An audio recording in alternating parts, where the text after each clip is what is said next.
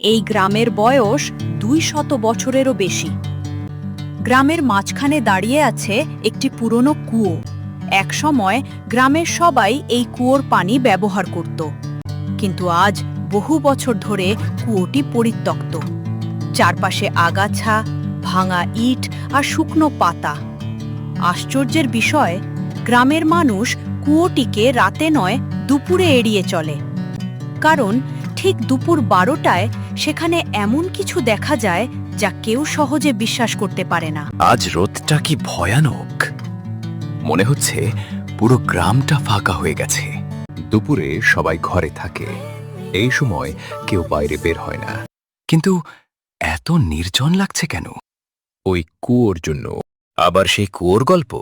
সবাই বলে ঠিক 12টায় কুয়োর পাড়ে একজন বসে থাকে। মানুষ না ভূত জানি না, কেউ কাছে গিয়ে দেখে আসেনি। দুজন কুয়োর কাছে পৌঁছায়। রবি হঠাৎ থেমে যায়। পলাশ, সামনে তাকাও। কুয়োর পাড়ে সাদা শাড়ি পরা এক যুবতী বসে আছে। সে নড়ছে না, চারদিকে একদম নিস্তব্ধতা। মনে হয় কোনো মানুষ বসে আছে। ডাকবো? এই যে, শুনছেন? রবি এক পা এগোতেই এক ঝাপটা ধুলো উড়ে আসে কুয়োর ভেতর থেকে। ধুলো সরে গেলে সেখানে আর কেউ নেই। শুধু কুয়োর পাড়ে পড়ে আছে একটি পুরনো লাল কাচের চুড়ি। রবি আর পলাশ দৌড়ে আব্দুল কাকুর কাছে যায়। তোমরা কি তাকে দেখেছ? আপনি জানতেন? ছোটবেলা থেকেই দেখে আসছি। আমার বাবা দাদাও দেখেছেন। উনি কে? তার নাম কেউ নিশ্চিত জানে না। প্রায় 40 বছর আগে গ্রামের এক মেয়ে হঠাৎ নিখোঁজ হয়ে যায়। সবাই ভেবেছিল সে অন্য কোথাও চলে গেছে, কিন্তু কয়েকদিন পর কুয়োর ভেতরে রক্তমাখা ওড়নার একটা অংশ পাওয়া যায়। তারপর থেকে প্রতি দুপুরে সেই মেয়েকে কুয়োর ধারে বসে থাকতে দেখা যায়। কেউ কি জানে কি হয়েছিল? অনেকে বলতো তাকে কেউ কুয়োতে ফেলে দিয়েছিল, কিন্তু কে ফেলেছিল সেটা আর কখনো প্রমাণ হয়নি। সেদিন বিকেলে রবি একা বাড়ি ফিরছিল। হঠাৎ সে অনুভব করল কেউ যেন তার দিকে তাকিয়ে আছে। পেছনে ফিরে দেখে রাস্তার অনেক দূরে সেই একই সাদা শাড়ির যুবতী দাঁড়িয়ে আছে। কিন্তু এবার সে কুয়োর পাশে নয়। সে ধীরে ধীরে হাত তুলে রবিকে নিজের দিকে ডাকছে। রবি ভয়ে স্থির হয়ে যায়। ঠিক তখনই তার কানে খুব আস্তে একটি কণ্ঠ ভেসে আসে। সে ফিরে এসেছে। সারা বিকেল রবি আর পলাশের মাথায় একটাই প্রশ্ন ঘুরতে থাকল। কে সেই সাদা শাড়ির যুবতী? কেন সে শুধু দুপুরেই দেখা দেয়? আর সে ফিরে এসেছে, এই কথার অর্থ কি? ভয় তাদের গ্রাস করলেও কৌতূহল আরও বেশি শক্তিশালী হয়ে উঠল। সত্যটা না জেনে তারা থামবে না বলে সিদ্ধান্ত নিল। পলাশ, আমি যতবার চোখ বন্ধ করছি ততবার সেই মহিলার মুখটা সামনে ভেসে উঠছে। তার চোখে রাগ ছিল না, কিন্তু এমন একটা কষ্ট ছিল যেন বহু বছর ধরে কাউকে কিছু বলতে চাইছে। আমি জানি না কেন, কিন্তু আমার মনে হচ্ছে তিনি আমাদের ভয় দেখাতে চাননি, বরং তিনি যেন আমাদের সাহায্য চাইছিলেন। আমারও ঠিক একই অনুভূতি হয়েছে। যদি তিনি সত্যিই আমাদের ক্ষতি করতে চাইতেন, তাহলে কুয়োর কাছে দাঁড়িয়েই কিছু একটা করতে পারতেন, কিন্তু তিনি শুধু তাকিয়েছিলেন। তারপর সেই কথাটা বললেন, সে ফিরে এসেছে। আমি যত ভাবছি ততই মনে হচ্ছে তিনি কোনো নির্দিষ্ট মানুষের কথা বলছিলেন। হ্যাঁ, আর সেই মানুষটা হয়তো এই গ্রামেই আছে, অথবা বহু বছর পর আবার গ্রামে ফিরে এসেছে। যদি আমরা সেই মানুষটাকে খুঁজে বের করতে পারি, তাহলে হয়তো 40 বছর আগের রহস্যটাও জানতে পারব। ঠিক তখনই গ্রামের এক বৃদ্ধ লোককে ধীরে ধীরে রাস্তা দিয়ে হাঁটতে দেখা যায়। তিনি গ্রামের দিকে চারপাশ তাকিয়ে যেন পুরনো স্মৃতি খুঁজছেন। রবি, ওই লোকটাকে আগে কখনো দেখেছিস? আমি তো কোনোদিন দেখিনি। না, তবে দেখ, উনি যেন গ্রামের প্রতিটা জায়গা খুব ভালো করে চিনেন। এইভাবে চারপাশে তাকাচ্ছেন, যেন বহু বছর পর নিজের পুরনো বাড়িতে ফিরেছেন। কাকু, নমস্কার। আপনি কি নতুন এসেছেন? নতুন নয় বাবা, এই গ্রামেই আমার জন্ম। তবে অনেক বছর আগে এই গ্রাম ছেড়ে চলে গিয়েছিলাম। আজ প্রায় ৪০ বছর পর আবার ফিরলাম। ভাবলাম মৃত্যুর আগে একবার নিজের গ্রামটা দেখে যাই। ৪০ বছর এতদিন কোথায় ছিলেন? মানুষ কখনো কখনো এমন কিছু ভুল করে বসে, যার শাস্তি থেকে পালাতে গিয়ে পুরো জীবনটাই পালিয়ে বেড়াতে হয়। আমি শহরে ছিলাম, সংসার করেছি, কাজ করেছি, কিন্তু একটা দিনের স্মৃতি কোনোদিন ভুলতে পারিনি। সেই স্মৃতি প্রতিদিন আমাকে তাড়া করেছে। বৃদ্ধের কথা শুনে রবি আর পলাশ একে অপরের দিকে তাকায়। শুনলি তো, উনি নিজেই বললেন একটা ভুলের জন্য সারা জীবন পালিয়ে বেরিয়েছেন। যদি সেই ভুলটাই কুয়োর ঘটনার সঙ্গে জড়িত থাকে। আমিও সেটাই ভাবছি। আর আজই দুপুরে সেই যুবতী বলল সে ফিরে এসেছে। এটা কি কাকতালীয় হতে পারে? আমার মনে হয় না। রবি, আজ থেকে আমাদের খুব সাবধানে চলতে হবে। কারণ যদি সত্যিই কেউ ৪০ বছর ধরে একটা রহস্য লুকিয়ে রেখে থাকে, তাহলে সেই সত্য প্রকাশ হওয়া সবাই চাইবে না। ভয় লাগছে, কিন্তু এখন আর পেছনে ফেরার উপায় নেই। আমরা সত্যটা জানবই। বৃদ্ধ একা হাঁটতে হাঁটতে পুরনো কুয়োর পাশ দিয়ে যায়। তিনি ধীরে ধীরে কুয়োর দিকে তাকান। কুয়োর পাড়ে সাদা শাড়ির সেই যুবতী দাঁড়িয়ে। এবার প্রথমবারের মতো তার মুখ স্পষ্ট দেখা যায়। বৃদ্ধ কাঁপতে কাঁপতে ফিসফিস করে, না, এটা হতে পারে না। তুই এখনো এখানে? সারা রাত ঘুমোতে পারেনি রবি আর পলাশ।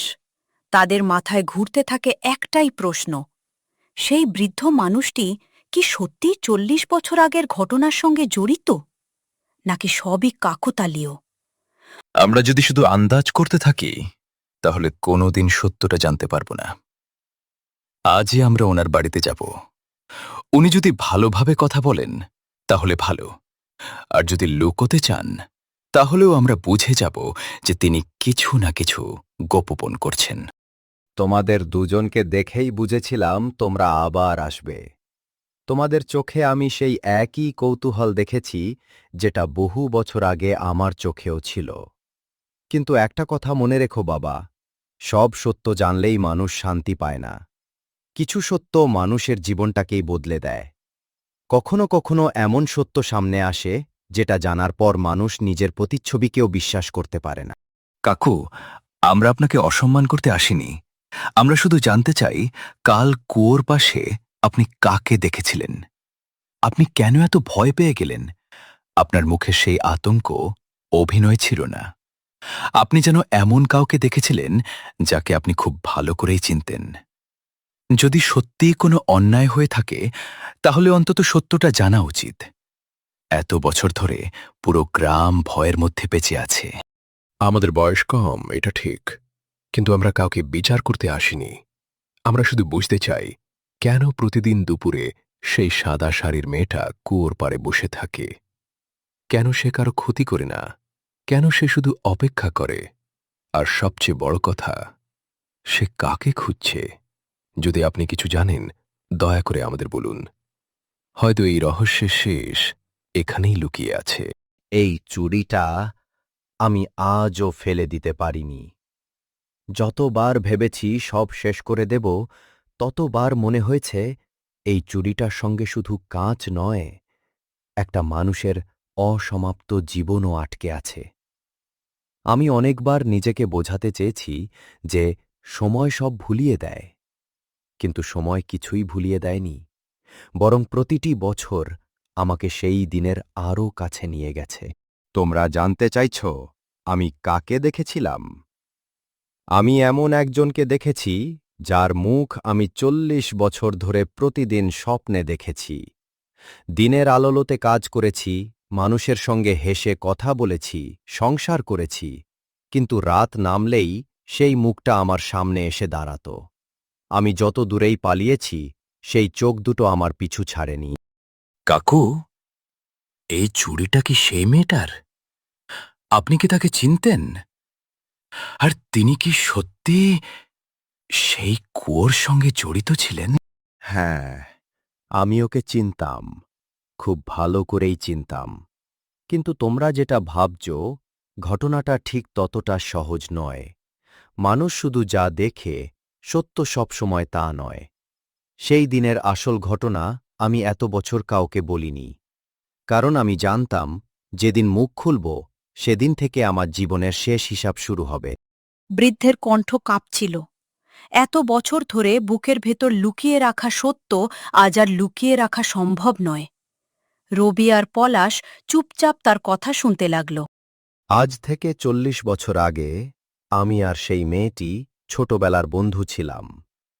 আমাদের মধ্যে কোনো শত্রুতা ছিল না, বরং আমরা প্রায় প্রতিদিনই এই কুয়োর পাশে এসে গল্প করতাম।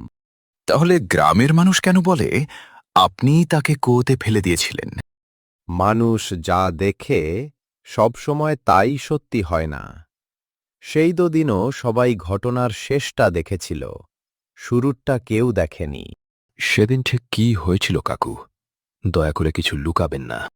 সেদিনও এমনই রোদ ছিল। আমরা দুজন কুয়োর পাশে দাঁড়িয়ে কথা বলছিলাম। হঠাৎ দূর থেকে কয়েকজন লোক আমাদের দিকে এগিয়ে আসতে লাগল। মেয়েটা তাদের দেখে খুব ভয় পেয়ে গিয়েছিল। সে কি ওই লোকগুলোকে চিনত? হ্যাঁ, আর সেই কারণেই সে বারবার আমাকে বলছিল, চলো এখান থেকে চলে যাই।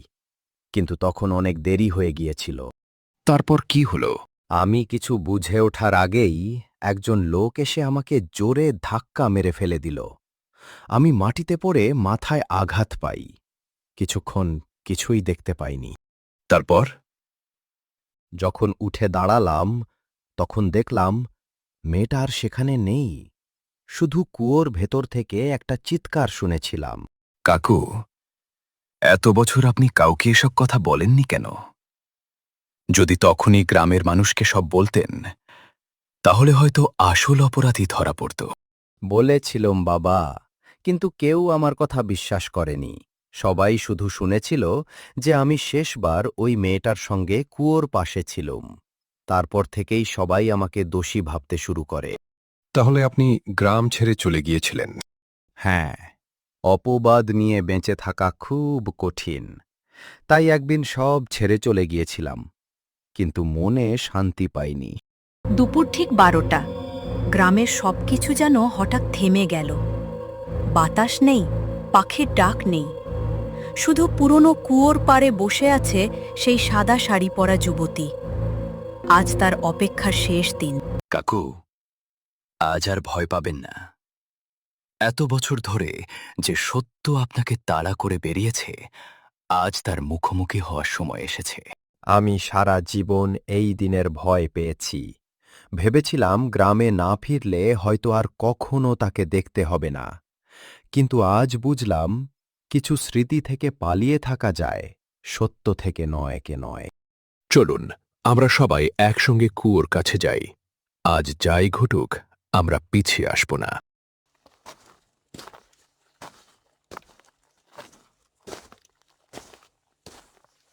আমি তোমাকে বাঁচাতে পারিনি। সেদিন আমি অসহায় ছিলাম। মানুষ আমাকে দোষী বলেছে, আর আমি সেই দোষ নিয়েই সারা জীবন বেঁচে থেকেছি। যদি আমার কোনো ভুল হয়ে থাকে, আমাকে ক্ষমা করে দিও। যুবতী ধীরে ধীরে কুয়োর ভেতরের দিকে তাকায়, তারপর আবার বৃদ্ধের দিকে। হঠাৎ চারদিকে জোর বাতাস বইতে শুরু করে। ঝড় কমতেই তাকে আর দেখা যায় না। আজ এত বছর পরে মনে হচ্ছে আমার বুকের ভারটা একটু হালকা হলো। হয়তো সব রহস্যের উত্তর আমরা কখনো জানতে পারব না, কিন্তু একটা বিষয় বুঝলাম, সত্যকে যতই চাপা দেয়া হোক, একদিন না একদিন শেষে নিজের পথ খুঁজে নেয়। আর কিছু অপেক্ষা শুধু শেষ হওয়ার জন্যই হয়। সেই পুরনো কুয়ো আজও গ্রামের মাঝখানে দাঁড়িয়ে আছে, কিন্তু দুপুরবেলা আর সেখানে কাউকে বসে থাকতে দেখা যায় না। গ্রামের মানুষ বিশ্বাস করে বহু বছরের সেই অপেক্ষার অবসান হয়েছে। তবে কুয়োর গভীর অন্ধকারে সেদিন আসলে কি ঘটেছিল তার পুরো সত্য হয়তো চিরকাল রহস্যই থেকে যাবে।